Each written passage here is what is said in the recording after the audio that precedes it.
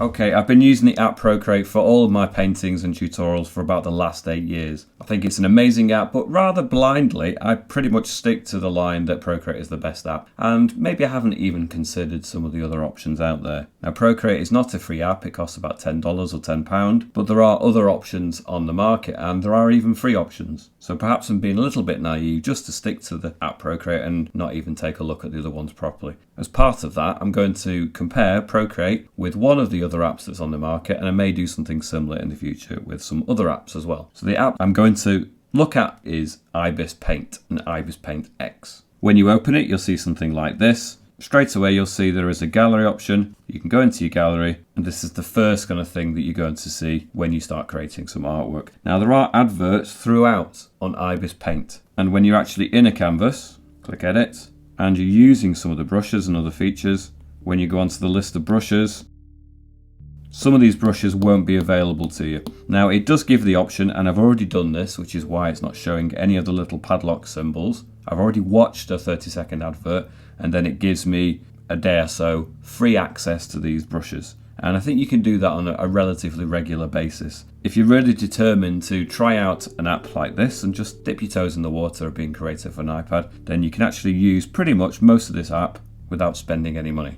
If you want to get rid of the adverts and unlock all of the brushes, then you can do what I've done, and you can buy Ibis Paint, and then you can use all the brushes without any of the locks on it, and you won't get any adverts either. So you can see the advert banners that are at top and bottom on the previous version are no longer there. And maybe they're not going to bother you, and maybe you'll see that as a relatively minor thing. Having said that, it's £8.99 in the UK. I'm imagining it's pretty similar in dollars. And for me, because I'm an art enthusiast, because I really consider the iPad worth having for its art functions, I don't think spending £9 to get rid of some really annoying adverts and unlock all the features, I don't see that as such a big issue. But we are considering perhaps people that might be on more of a budget might be lucky enough to have an iPad but don't have the money to throw around various different apps, so they want a free version, and that's fair enough. So I shall come back to my overall impressions, whether it's worth spending the money or whether you can get by on the free version. I'll summarise that at the end of the video, but I'm going to go through some comparisons in the meantime. So one of the very first things that's different is when you do come to open the app and you opened it, you'll come to this section, then you have to click on the gallery, then you have to click on the item, and then you have to click on edit. So there's quite a few stages just to get whatever you might have been working on open again. Now if you compare that to Procreate and you open it, you go straight into your gallery, click on whatever image you're working on, and you're straight into working on that image. And that's the case whether you've just opened your iPad or not. So I'll just close down the app completely and show you that again.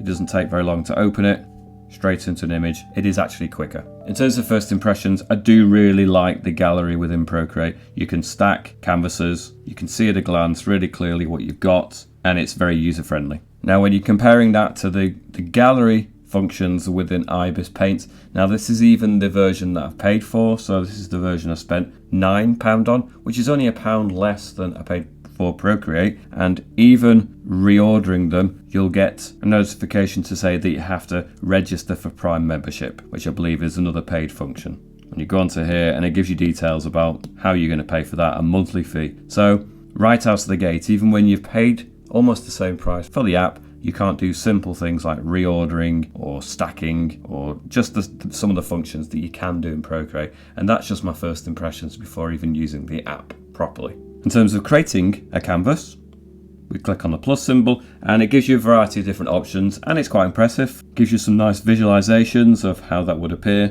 But you can see even at the max setting, it's 4000 by 4000 pixels approximately. Now the maximum number of pixels squared that you can get in Procreate is about 8000 times 8000. So in each dimension, it's half the size, but ultimately that means that it's about a quarter of the amount of pixels. You simply have to do the maths. It's 4000 times 4000, which is going to give you 16,000 pixels, or you do the 8000 by 8000, which is going to be more like 64,000 pixels. So even the biggest canvas size is a quarter of the biggest canvas size that you can create in Procreate. And if you really have to detailed images that you're going to want to print off really large, then there might be some limitations to what you're able to do within this app compared to Procreate. Having said that, let's look at the actual app in more detail. Again, it's not just enough to tap it, you have to also press edit.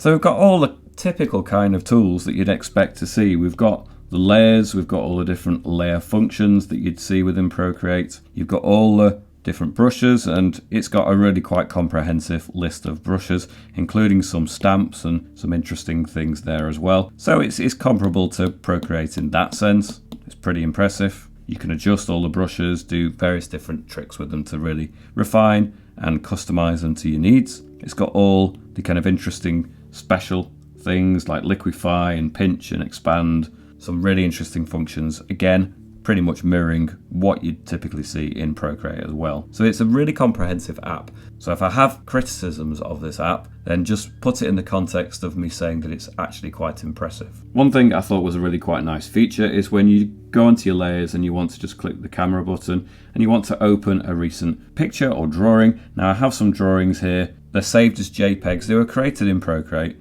and they were saved as JPEGs, but they're going to have a white background. So as soon as you click on it and you tick, it then gives you the option to extract the line drawing. So if you click OK with that, it's now done. And if you have a layer underneath that and you were to, for example, pick a different color and a different brush, that will do, and you were to paint underneath that layer, it's now a transparent layer. So it was an opaque layer that had a white background that would have been difficult, or you would have had to do some extra features to separate it within Procreate, whereas straight at the beginning of using that image, it gives you the option to just turn it into a layer so that you can put things underneath it as well, which is really useful actually. I really quite like that feature.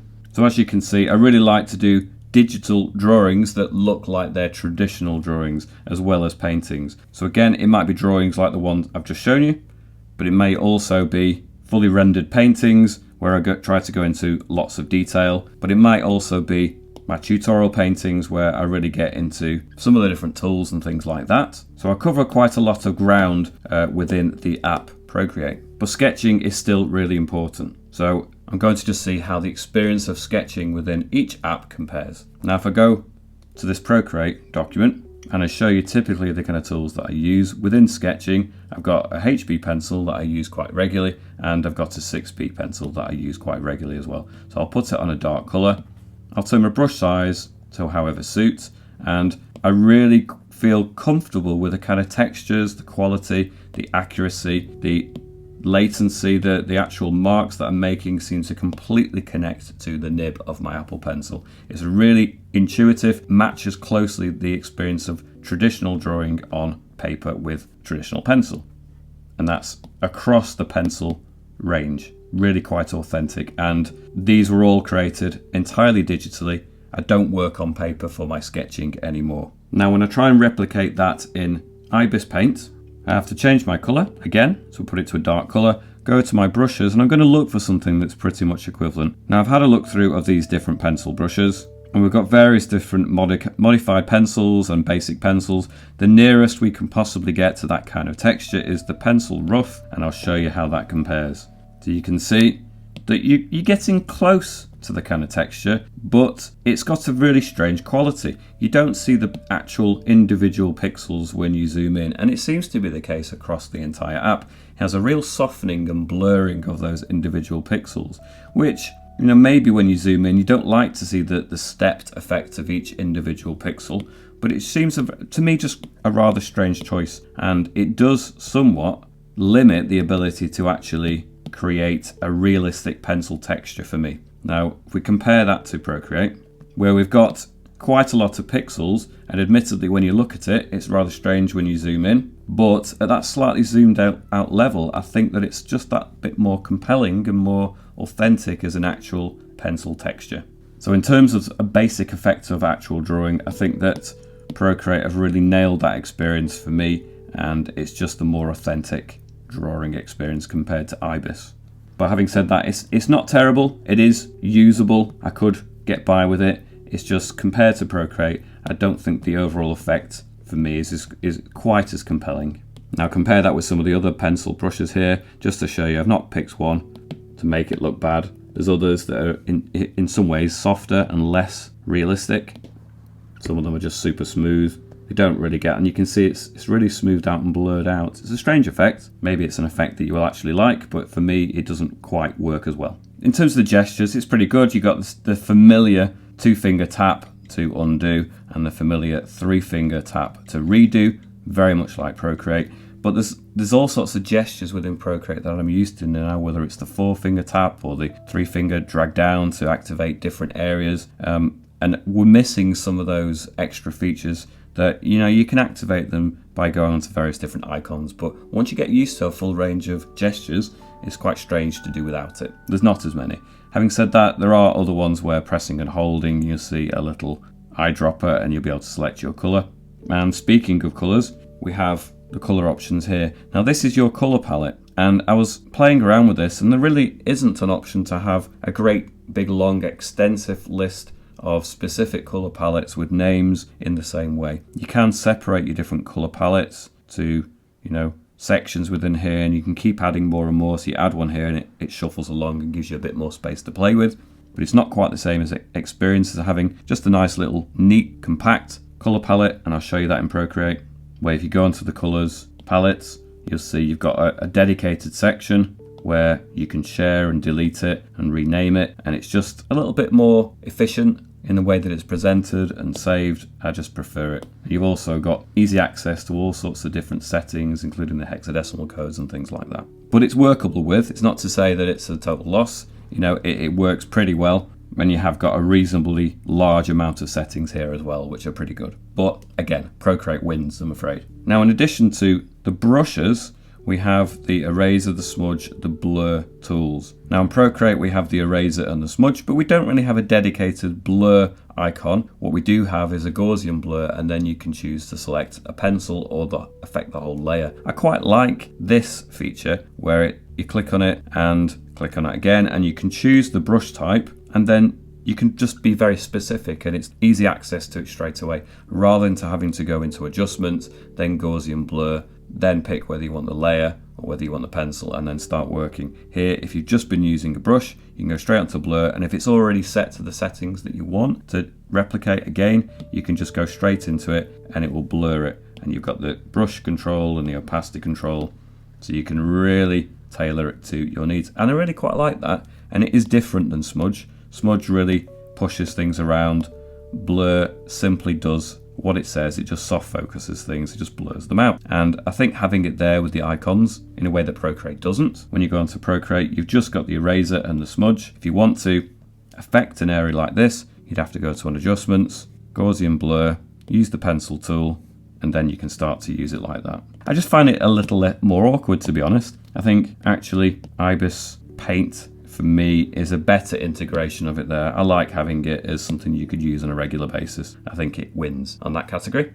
Now, no doubt you can create shortcuts, and you could probably have a Gaussian blur tool here, so you can quickly press that, and then start. But even so, it's just not as intuitive to my mind.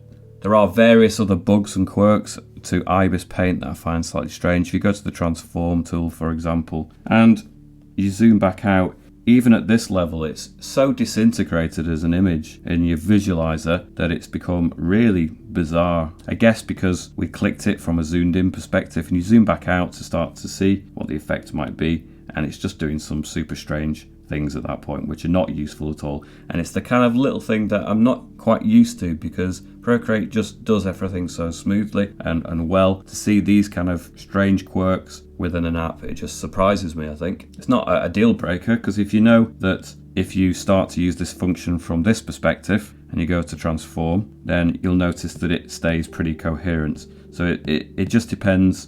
If you're used to using it in a certain way, it's not a problem. But like I say, I'll show you again. So to show it wasn't a fluke, and you zoom back out and it's disintegrated to nothing. So just little things like that can, create a different feel, a different experience to using one app over the other. Whereas if you go into Procreate, and doesn't matter how zoomed in you are, you go into transform, and you can zoom in and out, and it's going to stay pretty crystal clear regardless. It's always super smooth. Some good features up here, for example, you can click on the type of tool if you want to draw a circle or different shapes. It's a little bit better integrated in Procreate again. So if in Procreate you draw a shape, and I've changed the brush color here, let me go back. you draw a shape and you press and hold, it snaps into the colour, the shape that you're looking for in Procreate, and I'll demonstrate that.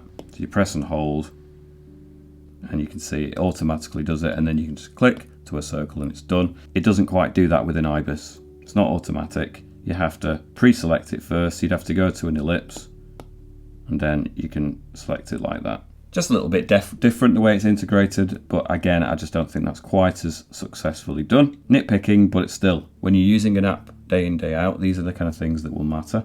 You've got perspective guides, symmetry things, all the similar kind of things that you'll get in Procreate as well. So this is quite well integrated, and quite impressed by all of this as well. It's pretty good.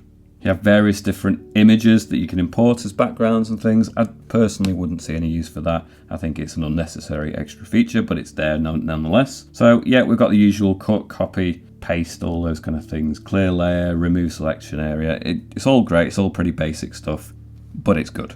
Another thing that it does pretty well actually is the text. So once you've chosen a text option, when you go to the fonts, it's got a really exhaustive list of different fonts. You've got these initial fonts, which are all the kind of the typical ones that you will see within Procreate, but then you've got a whole host of additional ones, and it's just a list that seems to go on and on. And the more you scroll, it just seems to never end. So I'm actually really impressed by the choice of different fonts that you can get here. They're already here, and you can download and you can use all of these. It just goes on and on. Now you compare that with Procreate, where you can add text.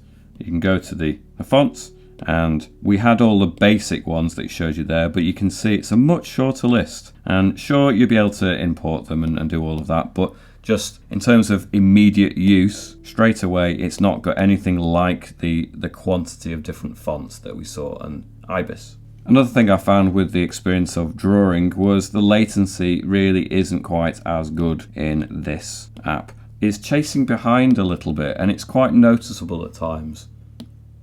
It really is chasing to keep up, and it's not something that is necessarily going to prevent you from, doing decent work, but it's just something that I thought I wouldn't even have to consider again now I'm used to Procreate. Makes you realise perhaps just how quick an app like Procreate is and how efficient it is, and it just does keep up better. I mean, it's a thinned out brush at the end, but if you actually look at where the end of that pointed bit is, it really is closer to the nib. It feels different. You really don't get a sense at any point that it's lagging behind, whereas it does a little bit within ibis. Now, it's perhaps not going to be the kind of thing that's a deal breaker to you, but when I'm using the sketch pencil here and I go really fast, I have to go super fast to even notice that there might be a gap, whereas you do the same thing within ibis, and it really is lagging behind by comparison. I'll turn it up a little bit so you can see it. It's more noticeable for definite. I do quite like the way we've got tools up here, tools there, tools here. It's nicely formatted, nicely arranged. It works. You can get rid of it just like you can in Procreate, so you've got more of the screen to actually use. I quite like the way it's integrated like that. You can flip between eraser and brush. Just that little toggle there, which works really well. You have to go back to the gallery. There's several touches, several actions in order to get back to the gallery. So you've clicked it once, click it again. Takes a little while, you can see it saving it, and you're still not back in the gallery.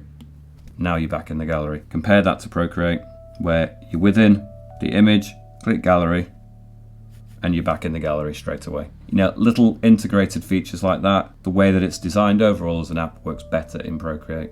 But you know what? Overall, I'm actually quite impressed with the app. Considering the fact that you can pretty much use it for free, it's a quite impressive app overall. I do think that Procreate is a superior app by quite a stretch still. If you're going to use the free version of ibis Paint, included with adverts and limitations as to how many of the brushes you can use for how long, then there's an argument to be made for going for the free version of ibis Paint over the paid version of Procreate. Having said that, it seems like ibis Paint comes with various paywalls in which you have to become a member in order to get certain features, and you have to pay every month. With Procreate, it's a one-off payment. I paid £5.99 back in 2013 for Procreate, and it keeps getting updated and adjusted, and it has been made into a much better app than it was in 2013 over the last 8 years now. It's got tons of new features, and I only ever paid once. And for pretty much the same price for ibis,